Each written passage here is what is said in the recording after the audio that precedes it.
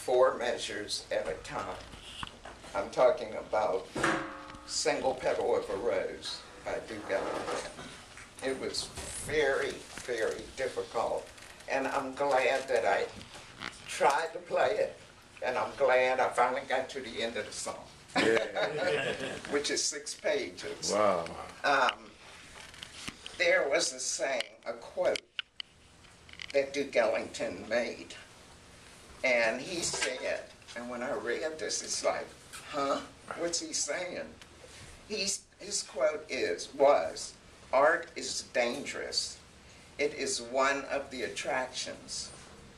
When it ceases to be dangerous, you don't want it." So I applied that to Single Petal of a Rose, because that song to me was very dangerous, okay? But it got me to understanding his style.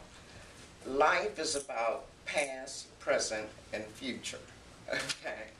And it took me back to when I was a child. I was about 4 years old. We only had the radio. And I heard this music, and it would make me stop. Like most kids, you know, if they watch TV or a commercial comes on, they'll stop. I would stop listening to the music. I would just stop whatever I was doing.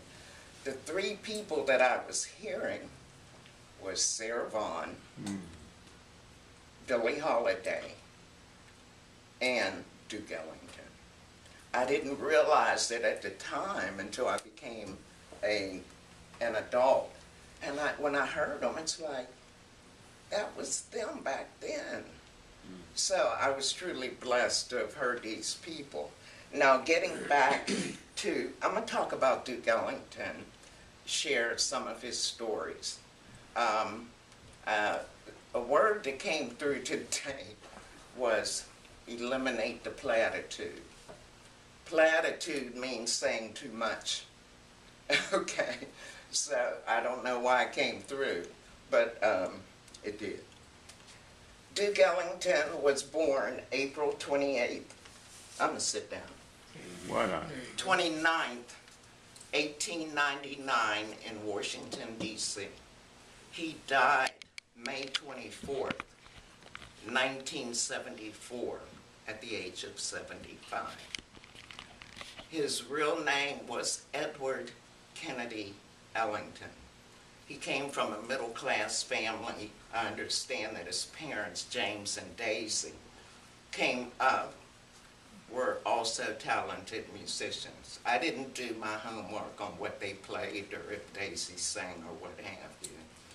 As a teenager, well, at age 7, he began studying the piano and earned his nickname Duke from a friend because of his gentlemanly ways. As a teenager, he worked as a soda jerk. Who knows what a soda jerk is? Okay. Some of the younger ones might not remember what a soda jerk was. But he was inspired to write his first composition, which was entitled Soda Fountain Rag, and he was 15 years old. He liked ragtime. He followed his passion for ragtime and began to play professionally at the age of 17. He married at the age of 19 to Edna Thompson, who had been his girlfriend since high school. In this marriage was produced their only child, Mercer Kennedy Ellington. And I had forgotten all about Mercer, you know. And I knew that, but I had forgotten about him. Duke moved to New York in 1924 while he was still in his early 20s. During this time, Duke performed in many speakeasies. How many of you remember what a speakeasy was? They were they were fun. But for those that don't know what a speakeasy is or was, it was a nightclub that illegally sold liquor during Prohibition. But attended speakeasies when I was in my 20s and 30s. I knew that they were illegal, but they were fun, okay? And the Cotton Club started out as an illegal place, you know. I think now they call it juke joints. I don't know for sure, but I like speakeasy better. As a band leader, composer, and pianist, he became famous for his elegant melodies and arrangements. His first big hit was Moon Indigo. He was also known for his charisma and charm. I remember years ago when he would play, I didn't realize how good Duke Ellington was. I knew that he played in the band and he'd be directing the band, and every now and then when I'd see him on TV, he'd run over and do a couple things on the piano and go back to directing. And it wasn't until I heard Single Petal of a Rose, it's like, that man was awesome. And even though I played some of his songs, it still didn't click in how great he was. I liked the music, but the greatness of him. He composed movie scores, symphonic works. He wrote music for ballets and TV shows. He wrote thousands of songs, okay? Thousands. But there was one, or I'm going to give you 3 songs. Symphony in Black, which I've never heard. Black and Tan, which I've never heard. I've never heard those. And Check and Double Check. It earned him 12 Grammy Awards from 1959 to 2000. 9 while he was alive.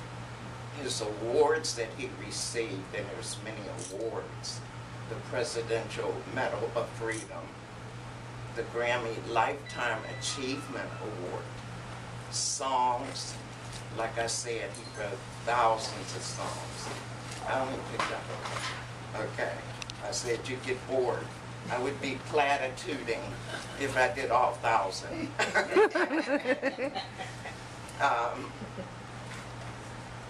Don't forget that he was also a big band leader. Now, some of the songs, there was one song in 1953 that he wrote, and I'm sure we're all familiar with that one, Take the A Train. The Mooch was written in 1959. Caravan, 1952. And Prelude to a Kiss, which the Homewood Jazz Band has played Prelude to a Kiss. He wrote an autobiography, Music is My Mistress. Yes. It was published in 1973. The Duke died of lung cancer and pneumonia in 1975.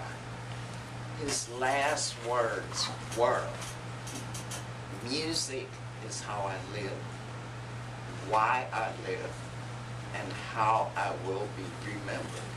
And that is so true. We all remember Duke Ellington, but I knew he was great, but I did not realize how great he was until I had to prepare for this today. Now today we're going to hear, I'm going to play the Single Petal of a Rose, which Ken was so kind to give me. One thing about it, I'm going to take excerpts and play it on this piano, but there is some music that has to be played on acoustic piano, not electronic equipment. So I'm only going to do bits and pieces, and we can discuss that. Now we'll take a couple minutes and listen to Single Petal of a Rose, which it was one of several songs written for England's Queen Elizabeth II and included in the Queen's Suite. It was recorded in 1959. The suite was pressed only once and presented to the Queen. It became commercially available in 1976 after Ellington had died.